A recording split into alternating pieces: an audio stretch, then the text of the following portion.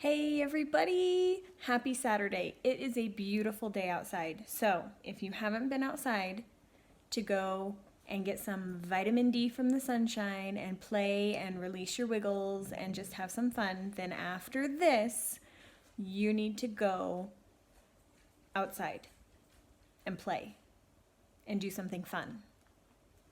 I have a house full of dogs with me today, so we have been outside quite a little bit today. So here's Scooty.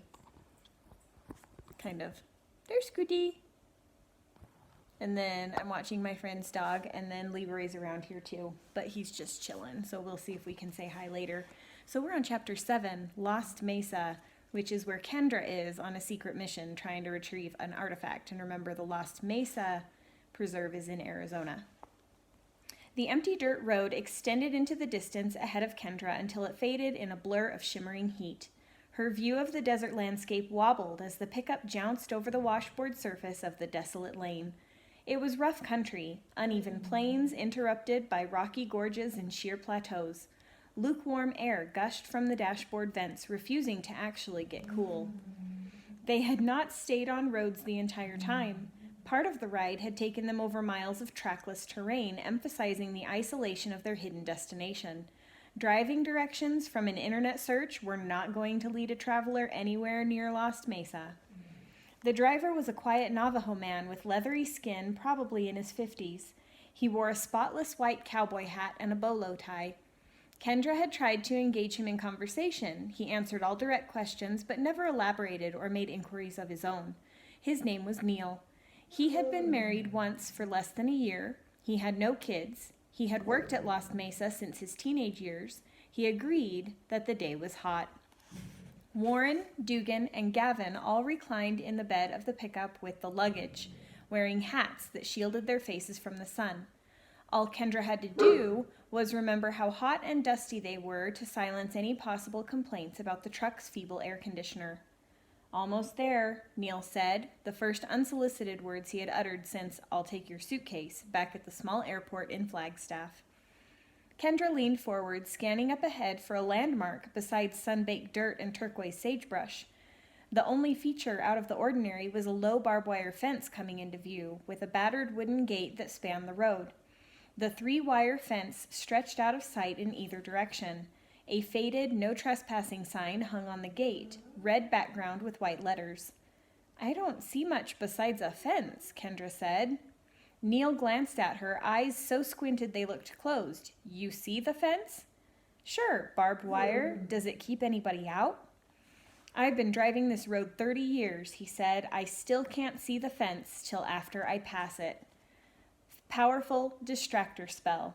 I have to focus on the road. It's tough every time, fighting the urge to turn around, even though I know exactly where I'm going." "Oh," Kendra said. Her goal had not been to advertise that distractor spells had no effect on her, but she could think of no false explanation to explain how she had seen the fence so easily. There it was, 3 parallel strands of barbed wire affixed to slim, rusted posts. When the truck reached the gate, Neil slowed to a stop, climbed down, opened the gate, climbed back up, and drove through. The instant the car passed the fence line, a massive plateau sprang into view up ahead, so dominating the landscape that Kendra could not fathom how she had failed to notice it up until now. The looming mesa was not only enormous, it was striking, with bands of white, yellow, orange, and red coloring its steep sides. "Welcome to Lost Mesa," Neil said, stopping the truck again. "I've got it," Warren called as Neil opened the door to climb down again. Warren ran over and shut the gate. Neil closed his door as Warren leaped back into the truck. "Maggie, stop it." Kendra began to notice that the imposing plateau was not the only variation in the landscape on this side of the fence. Tall saguaro cacti were suddenly plentiful, rounded green arms pointing skyward. Joshua trees mingled with the saguaros, contorted limbs twisting into unlikely shapes. "There weren't cactuses like this a minute ago," Kendra said. Neil shook his head. "Not like these. We have a diverse forest here." The truck sped up. The road was now paved. The asphalt looked dark enough to have been recently laid. Is that the Lost Mesa? Kendra asked, looking up at the plateau. So I don't know if you know what a plateau is. It has very steep sides and it goes up like a mountain, but instead of a point at the top like a mountain, it's flat. So there's this really giant, huge plateau up in front of them. The table that went missing when the preserve was founded, here we call it Painted Mesa. Almost nobody knows, but part of the reason the Navajo people ended up with the largest reservation in the country was to conceal this hallowed place. Do Navajos run it? Kendra asked. Maggie. No, you're fine. She's kind of a whiny baby. Not solely. We Dene are new here compared to Pueblo people. Has the preserve been here long? Kendra asked. She finally had Neil on a roll. This is the oldest preserve on the continent, founded centuries before European colonization, first managed by the ancient race outsiders called Anasazi. Persian Magi actually established the preserve. They wanted it to stay a secret. Back then, this land was unknown across the Atlantic. We're still doing a good job at remaining off the map. Painted Mesa can't be seen from outside the fence? Kendra asked. Not even by satellites, Neil said proudly. This preserve is the opposite of a mirage. You don't see us, but we're really here. Kendra glimpsed fairies flitting among the cacti. A few were bright with butterfly or dragonfly wings, but most were colored in more earthy shades. Many had scales or spines or protective carapaces. Their wings reminded Kendra of locusts and beetles. One furry brown fairy flapped leathery bat wings. As the truck rounded a corner, new species of cacti came into view. Some had leaves like swords, others had long spindly arms, still others had reddish needles. Sitting up next to a clump of spherical cacti, nose twitching as it tested the air, a large rabbit with a short pair of forked antlers caught Kendra's eye. That rabbit has horns, Kendra exclaimed. Jackalope, Neil said. They bring good luck. He glanced at Kendra without moving his head. You had milk this morning? Warren had some buttery stuff that works like the milk, Kendra said evasively. Warren did have a substance like that, derived from the milk of a giant walrus on a preserve in Greenland. He had even eaten some today, so his eyes would be open to the magical creatures of Lost Mesa. Kendra neglected to mention that Warren had not shared any with her because she no longer required milk to observe magical beings. The truck topped a rise, and the main buildings of Lost Mesa came into view. Kendra first noticed the huge Pueblo complex, which looked like 24 boxy adobe homes, artfully stacked together. The windows were dark, with no glass. Wooden beams jutted from the reddish-brown walls. Beside the Pueblo stood a white hacienda with a red-tiled roof. Hacienda is another word for house.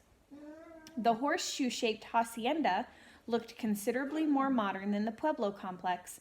A tall water tower overshadowed the hacienda, built on long stilts. Across a vacant area from the house stood two other structures. One was a vast wooden building with a curved aluminum roof. Maggie. Whiny baby, cut it out. Even though she saw no runway, Kendra wondered if it might be an airplane hangar. The other was a low-domed structure that sheltered a wide area. The gigantic black head of a cow, even bigger than Viola, protruded through a large opening just above ground level. The cow was munching hay from a vast trough. Seeing that enormous head at ground level revealed to Kendra that the domed roof must cover a tremendous pit where the colossal cow lived. Even bigger than Viola, that's crazy. The truck snaked along the curvy road, pulling to a stop on a tiled area outside the hacienda. Before Neil had cut the engine, the main door opened and a short Native American woman emerged. Her silver hair was pulled up in a round bun, and she wore a colorful shawl across her shoulders. Although her copper skin was seamed, her eyes were lively and she walked with vigor. Several other people followed the woman out the door. A pot-bellied man with narrow shoulders, long limbs, and a heavy gray mustache walked alongside a tall, slender Native American woman with a broad jaw and high cheekbones. Behind them came a freckly woman with short brown hair pushing a pudgy, round-faced Mexican man in a wheelchair. Kendra dropped down from the truck while Warren, Dugan, and Gavin hopped out of the bed.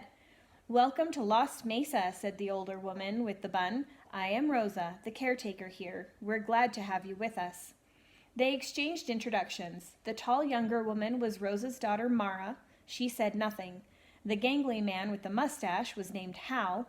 Tammy was the woman pushing the wheelchair, and she seemed to know Dugan. The guy in the wheelchair was named Javier. One of his legs was missing. The other was in a splint.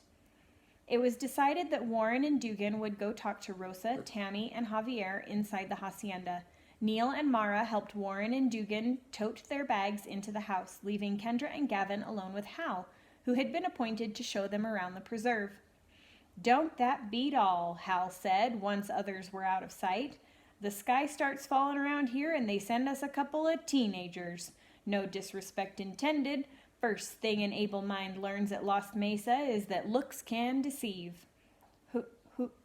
Who died?" Gavin asked. Hal raised his eyebrows. "If they didn't tell you, I'm not sure it's my place." Javier was injured at the same time, Gavin wondered. "So I'm told," Hal said, hooking his thumbs into his belt loops of his jeans.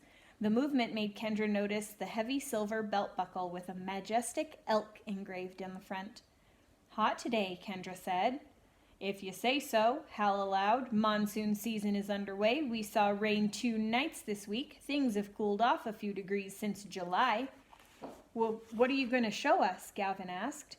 "Whatever you like," Hal said, flashing a smile that showed his gold tooth. "You two are getting the VIP treatment, in part because you could end up with the RIP treatment, heaven forbid." Do you know why we're here?" Gavin asked. "None of my affair. Some foolishness up on Painted Mesa, I expect. Something risky, judging from Javier. I'm not one to pry." "Tammy was working with Javier and whoever died?" Kendra asked. "That she was," Hal affirmed. "Things went awry, so they called in the cavalry. You kids been to a preserve like this before?" Gavin nodded. "Yeah," Kendra said. "Then I reckon you can guess what the cow is for." He jerked his head toward the domed structure. "We call her Maisie. She's been skittish lately, so don't slide up too close, especially when she's eating. A few folks live in the pueblo over yonder, but you'll have rooms in the house for which you'll be grateful once you feel the draft from the swamp coolers." A swamp cooler is an air conditioner. "What about the building that looks like a hangar?" Kendra asked. "That's the museum," Hal said. "One of a kind, for all I know. We'll save it for the finale." He picked up a covered white plastic bucket with a metal handle and slung it into the bed of the truck Neil had driven. Pulling a set of keys from his pocket, Hal opened the passenger door. "Let's take a ride. We can all squeeze up front." Kendra climbed up and scooted into the middle. Hal sauntered around to the driver's side, using the steering wheel to pull himself up. "Nice and cozy," Hal said, turning the key in the ignition. He glanced over at Kendra and Gavin. "Don't tell me you two are sweethearts," he said. They both hastily shook their heads. "Now don't go protesting too much," he laughed, backing up the truck before starting down a dirt road. "Aside from the buildings and Painted Mesa, I know this place looks like a whole lot of nothing. But you'd be surprised at the hidden springs and ravines and sandstone mazes, not to mention that most of the activity around here takes place beneath the surface." "Caves?" Gavin asked. "Caverns that would put Carlsbad to shame," Hal exclaimed. "Some individual chambers could house an entire football stadium with room to spare. I'm talking about no fewer than 7 elaborate cave systems that go on for hundreds of miles all told. I expect one day we'll find how they all interconnect. If this place were open to the public, it'd be the caving capital of the world. Course, as you might expect, you never know what a spelunker might run across in the tunnels below Lost Mesa. Better to stay on the surface, enjoy the gorgeous gorges and the beautiful buttes." "What kind of creatures are in the caves?" Kendra asked. "I make a point of not knowing. One of these days I'll kick the bucket sure enough, but curiosity will not be my downfall. That said, you don't have to go looking to know those caverns teem with every manner of haunt and bugaboo that have plagued the human race since time began. Here we go. Take a gander up ahead." They came around the side of a bluff, bringing into view an old Spanish mission with a single belfry. The brown walls of the building rose and fell in gentle curves. The truck drove around to the back where they found a cemetery enclosed by a low wall. And that's where I'm going to stop for today. Sorry, it was just a short one, but I gotta take care of these puppies. They want to go outside and they want their food. So, Leroy, come here.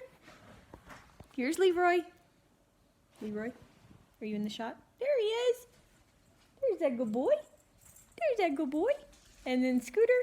And then there's the whiny baby Maggie over there. She wants to go outside.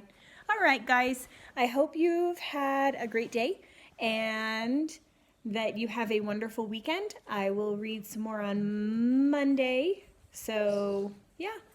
Have a great time. Miss you guys. See ya. Bye.